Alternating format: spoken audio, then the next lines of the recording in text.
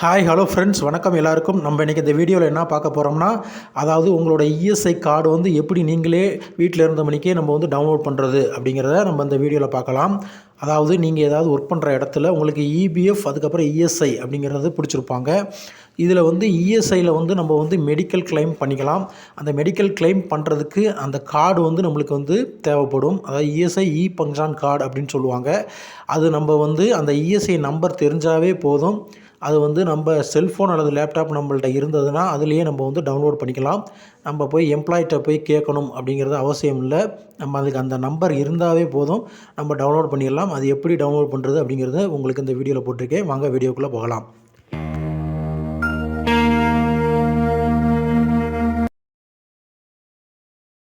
Google chrome open பண்ணிக்கோங்க. இதில் வந்து இஎஸ்ஐ லாகின் அப்படின்னு போட்டு நீங்கள் வந்து இப்போ சர்ச் பண்ணுங்கள். சர்ச் பண்ணோமே இஎஸ்ஐசி அப்படிங்கிற மாதிரி ஒன்று ஓப்பன் ஆகும். அதை வந்து நீங்கள் கிளிக் பண்ணி ஓப்பன் பண்ணிக்கோங்க.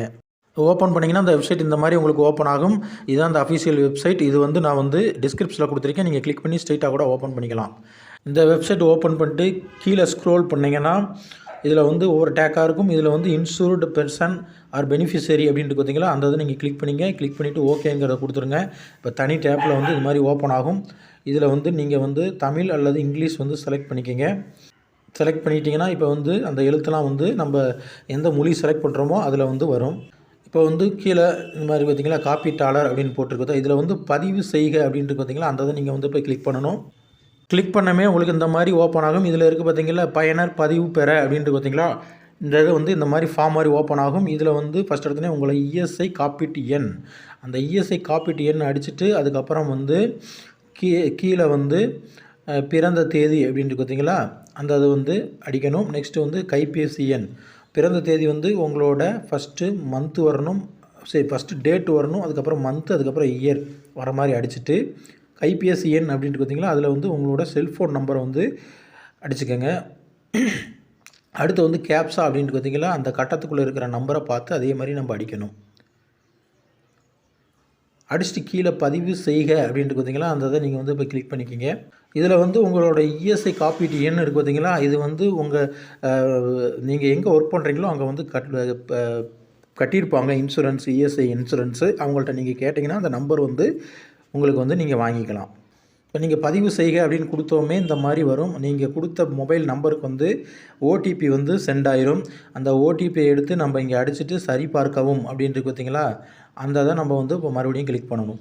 இப்போ வந்து சரி பார்க்கவும் கிளிக் பண்ணோமே அடுத்த நெக்ஸ்ட் ஸ்டெப்புக்கு வரும். இதில் வந்து நம்மளோட பாஸ்வேர்டு வந்து நம்ம வந்து டைப் பண்ணணும்.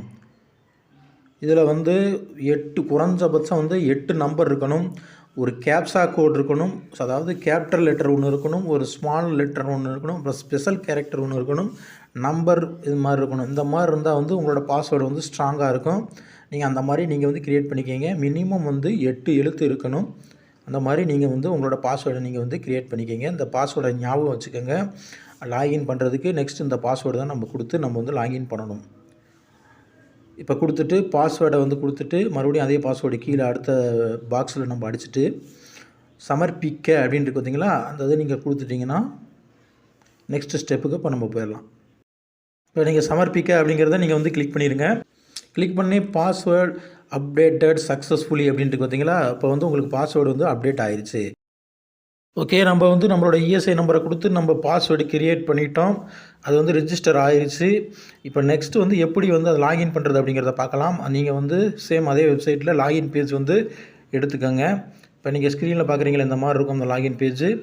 இதில் வந்து ஃபஸ்ட்டு எடுத்தோடனே பயனர் பெயர் அப்படின்ட்டு பார்த்தீங்களா, அதில் வந்து உங்களோட இஎஸ்ஐ நம்பர் வந்து அடிச்சுக்கோங்க. அதுக்கப்புறம் வந்து கடவுச்சொல் அப்படின்ட்டு பார்த்தீங்களா, இப்போ நீங்கள் இப்போ பதிவு செய்கிறப்ப கொடுத்த அந்த பாஸ்வேர்டை வந்து இதில் வந்து கரெக்டாக அடிச்சுக்கோங்க. அதுக்கப்புறம் வந்து கேப்சான் இருக்குது பார்த்தீங்களா, அந்த பாக்ஸ்குள்ளே இருக்க கேப்ஸா கூட அடிச்சுட்டு கீழே உள் நுழைவு அப்படின்ட்டு பார்த்தீங்களா, அந்த இதை நீங்கள் வந்து இப்போ கிளிக் பண்ணணும். கிளிக் பண்ணாமே இப்போ உங்களுக்கு வந்து உங்களோட இஎஸ்ஐ பேஜ் வந்து இப்போ வந்து உங்களுக்கு ஓப்பன் ஆயிரும்.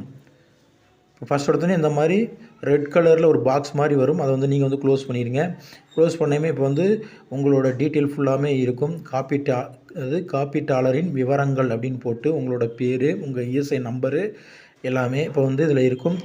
இது வந்து நீங்கள் பார்த்துக்குங்க.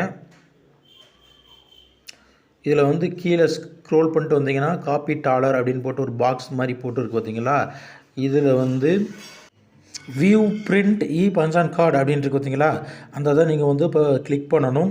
கிளிக் பண்ணமே உங்களுக்கு வந்து இந்த பஞ்சான் கார்டு வந்து பிடிஎஃப் ஃபார்மெட்டில் இருக்கும். அதை நீங்கள் டவுன்லோட் பண்ணி பிரிண்ட் எடுத்துக்கலாம். இந்த கார்டை வச்சு நம்ம வந்து இஎஸ்ஐயில் ஏதாவது ட்ரீட்மெண்ட் எடுக்கிறதுனா நம்ம வந்து எடுத்துக்கலாம்.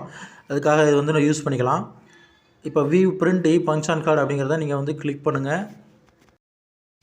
கிளிக் பண்ணமே இப்போ உங்களுக்கு வந்து இந்த மாதிரி ஓப்பன் ஆகும்.